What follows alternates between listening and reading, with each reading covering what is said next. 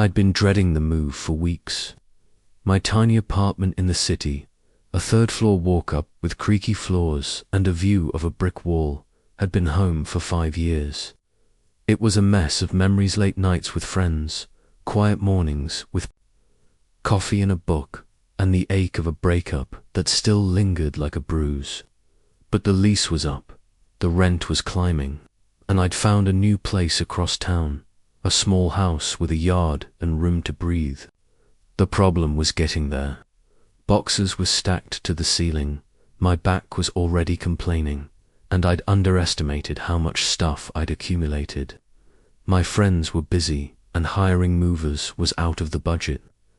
I was on my own, or so I thought. The morning of the move, I was hauling a box of books down the stairs when I nearly tripped. Sweat stung my eyes, and I was cursing under my breath when a voice came from behind me. "Need a hand." I turned to see a guy standing at the bottom of the stairs, leaning against the railing like he'd been there all morning. He was tall, with dark hair that fell just past his ears and a smile that felt too easy for 8 a.m. on a Saturday. His name, I'd learn later, was Nicholas. He wore a faded green t-shirt and jeans, his arms tan and strong like he spent his days doing something more physical than my desk job. I hesitated, not used to strangers offering help in a city where everyone kept to themselves. "I'm good," I said, adjusting the box in my arms. It was heavier than I'd remembered. "You sure?" He raised an eyebrow, stepping closer. "That box looks like it's about to win." His voice had a warmth to it, like he was teasing but didn't mean any harm. I laughed, despite myself, and before I knew it, he was taking the box from me, carrying it down the last few steps with ease. "Where's this going?" he asked, glancing back. I pointed to the rented truck parked out front, feeling a mix of relief and suspicion. "You don't have to do this," I said, following him. "I mean, you don't even know me." He set the box in the truck and turned, wiping his hands on his jeans. "I'm Nicholas. Now we're not strangers." His grin was disarming, and I felt my guard slip a little. He didn't wait for me to argue, just headed back up the stairs to grab another box. I stood there for a second, trying to figure out what his deal was. People didn't just help like this, not without wanting something, did they? By noon, we'd loaded half the truck. Nicholas worked like he'd been hired for the job, lifting furniture I'd been dreading tackling alone. He didn't talk much. At first, just asked where things went, or if I wanted to keep certain boxes together. But as the hours passed, bits of him started coming through. He was new to the neighborhood, he said, just moved in a block away.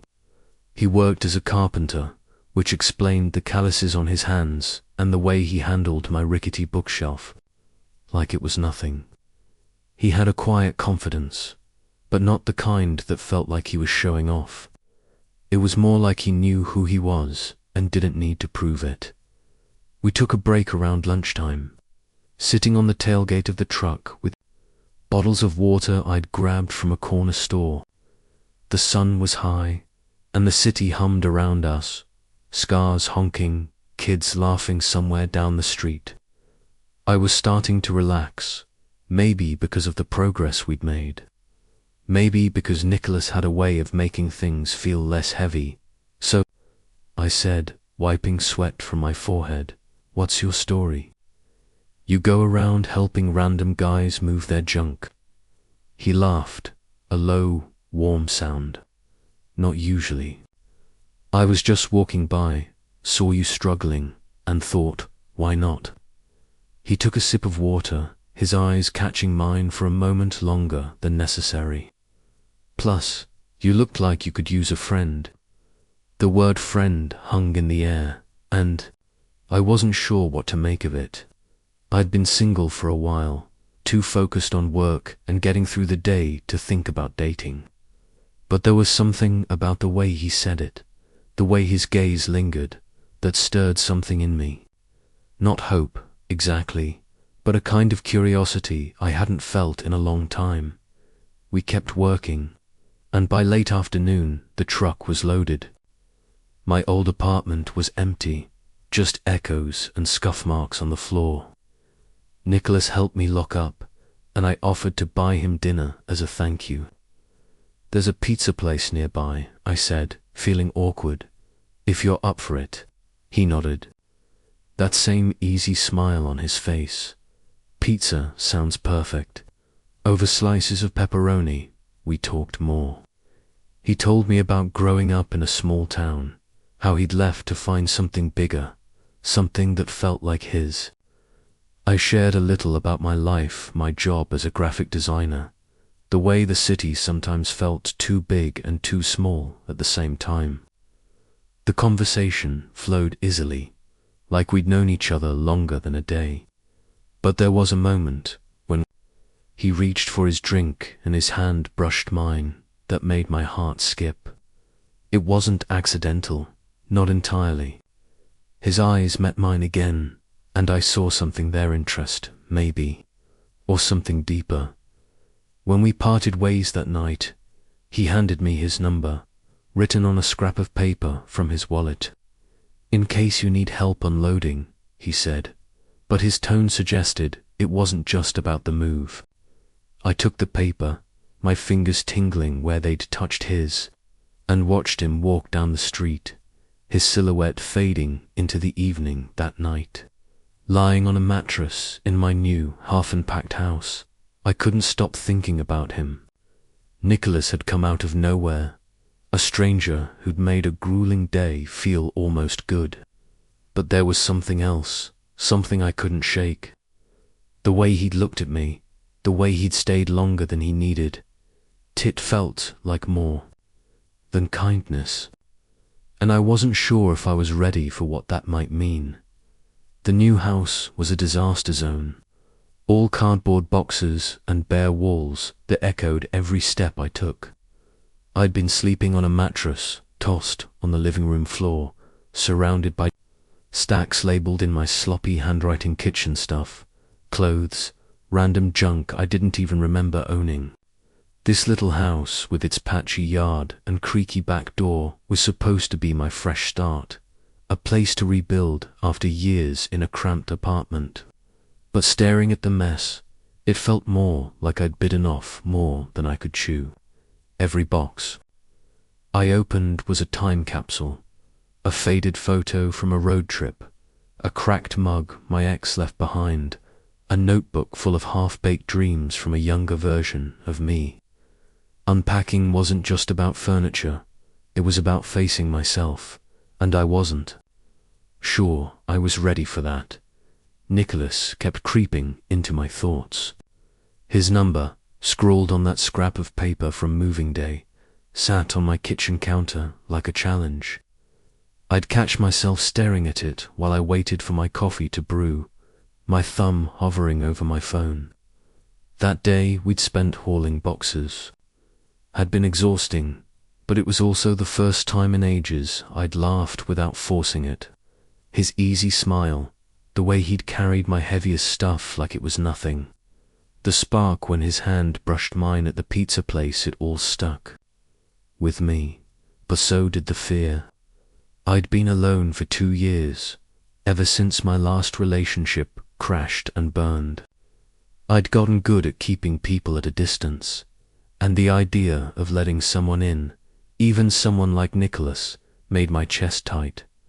By day 3, I was drowning. The boxes seemed to multiply overnight, and my motivation was buried under a pile of takeout containers. I grabbed my phone and texted him before I could overthink it.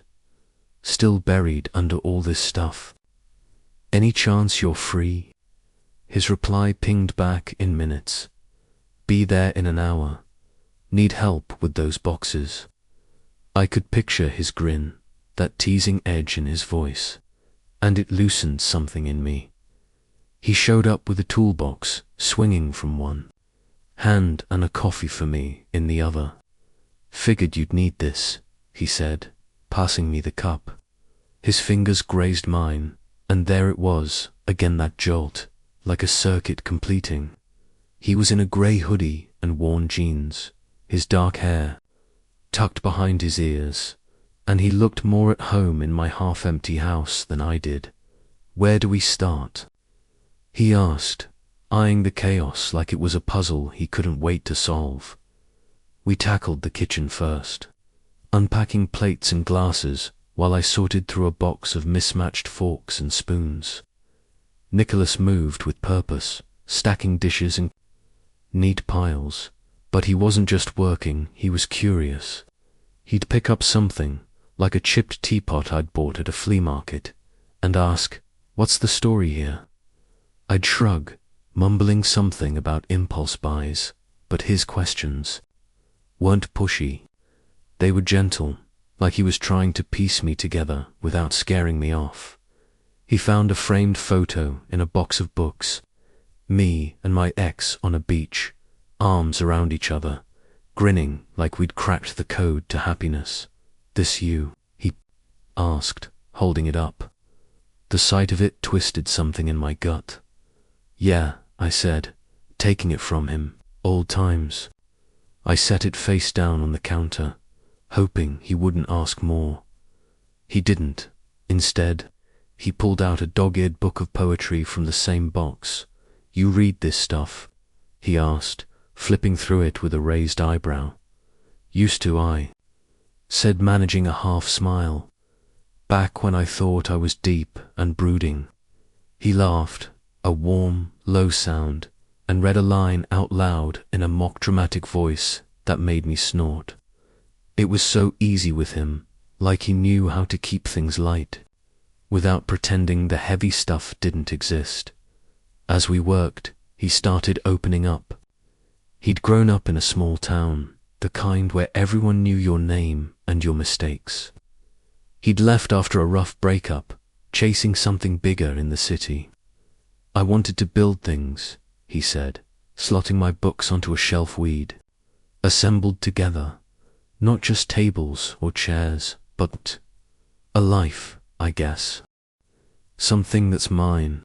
His voice was steady, but there was a crack in it, a hint of doubt that made him feel more human.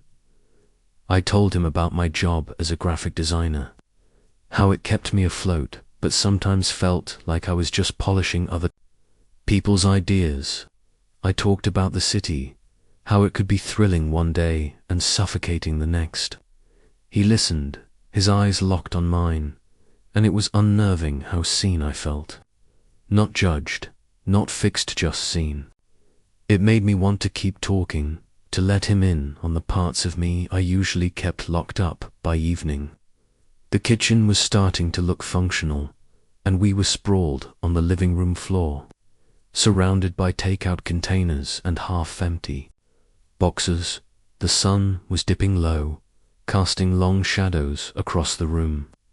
I looked at him, his hair a mess from the day's work, his hands smudged with dust, and felt something shift.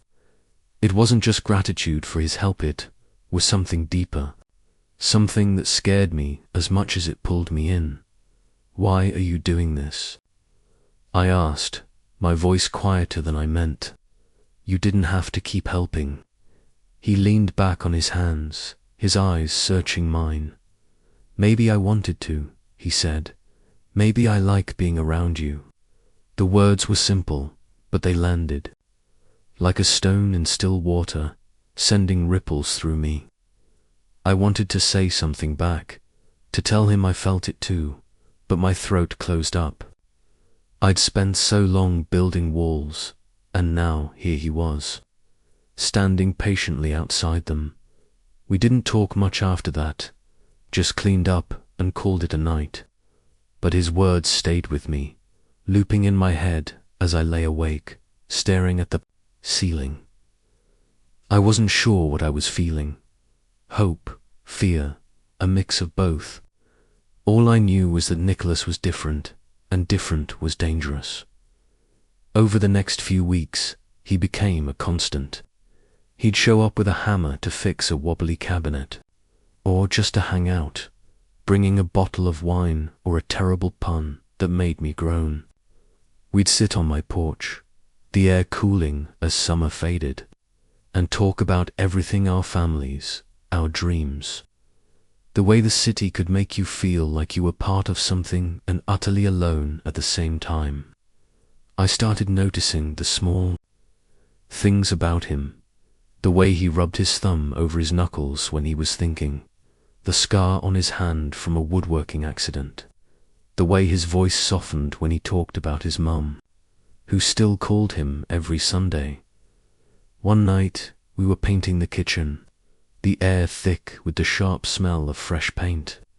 We'd opened a bottle of wine, and we were laughing over a streak of blue-eyed accidentally gotten on his cheek. The room was warm, the windows letting in a cool evening breeze. I looked at him, his eyes bright in the dim light, and something in me gave way.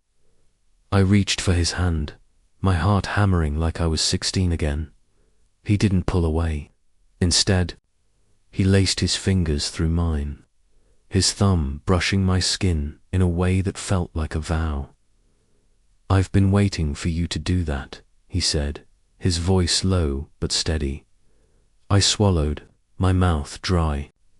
"I'm not good at this," I admitted. "Letting people in. I've got walls." "I know," he said, and there was no judgment, just a quiet understanding that made my chest ache. "But I'm not going anywhere." We didn't kiss that night, but we didn't need to. Holding his hand, feeling the warmth of his skin, was enough. It was a crack in the walls I'd built, a small one, but enough to let some light in. For the first time in years, I felt like I could breathe. The weeks that followed were a slow unraveling. We'd cook dinner together, bumping shoulders in my tiny kitchen as we chopped vegetables or argued over how much garlic was too much. We'd watch old movies on my couch, his arm resting on the back of the seat, close enough that I could feel the heat of him. There were moments of doubt, my fear of getting hurt again, the way my last relationship had left me raw and guarded. Nicholas had his own scars, too. He didn't talk much about his ex, but I could tell it had left a mark. A hesitation that showed in the way he'd sometimes pull back, like he was testing if I'd run. One evening, we were sitting on the porch, the sky bruised with dusk. The air was crisp, and we were wrapped in blankets, sharing a bottle of red wine. I don't know what made me say, "It may be the wine." Maybe the way the stars were starting to peek out, but I turned to him and said, "I'm scared of this. Of us." He looked at me, his eyes soft but searching. "Me too," he said, "but I think it's worth it." That was when I knew I was falling for him. Not because he was perfect, but because he was real flawed, kind, patient in a way I hadn't expected. We started opening up more, sharing the messy parts of ourselves. I told him about the nights I'd spent wondering if I'd ever feel whole again, about the fear that I'd always be too broken to love. He told me about his ex, how the betrayal had made him question himself, how moving to the city was as much about running away as it was about starting over. But it wasn't all heavy. There were mornings when he'd show up with coffee and a grin, dragging me to a farmer's market or a used bookstore. We'd wander the aisles, pulling out books and reading passages to each other, laughing at the cheesy ones and lingering over the lines that hit too close to home. There were nights when we'd dance in my kitchen to a playlist he'd made, his hands on my waist, my head against his shoulder. It was easy, but not the kind of easy that feels shallow. It was the kind that comes from trust, from knowing someone sees you and stays anyway. One night, a month after the move, we were back on the porch, the air cold enough that our breath clouded. We'd finished the last of the unpacking that day, and the house finally felt like mine. Nicholas was leaning against the railing, his hands wrapped around a mug of tea. I looked at him, the way the moonlight caught the planes of his face, and I couldn't hold back anymore. I stepped closer, my heart in my throat, and kissed him. It wasn't a movie kiss, all fireworks and music. It was soft, tentative, like we were both afraid of breaking something fragile. But when he kissed me back, his hand cupping my face, I felt it the kind of connection I'd stopped believing in. We pulled apart, and he smiled, his eyes crinkling at the corners. "Took you long enough," he said, and I laughed, the sound shaky but real. From there, things shifted. We weren't just two people figuring it out anymore. We were something more. There were still moments of doubt, times when I'd catch myself waiting for the other shoe to drop. But Nicholas was steady, showing up day after day, not with grand gestures, but with small ones, a text to check in, a hand on my back when I was stressed, a quiet "I'm here" when words weren't enough. The house stopped feeling like a maze. It became a home, filled with pieces of us: his jacket on the chair, my sketches on the fridge, the smell of coffee we'd brewed together. Nicholas wasn't just the stranger who'd helped me move. He was the person who'd seen me at my most, guarded and stayed anyway, who'd made me believe I could try again. And as I stood in my new kitchen, watching him hum to himself while he washed dishes, I realized that maybe, just maybe, I was ready to let him in for good.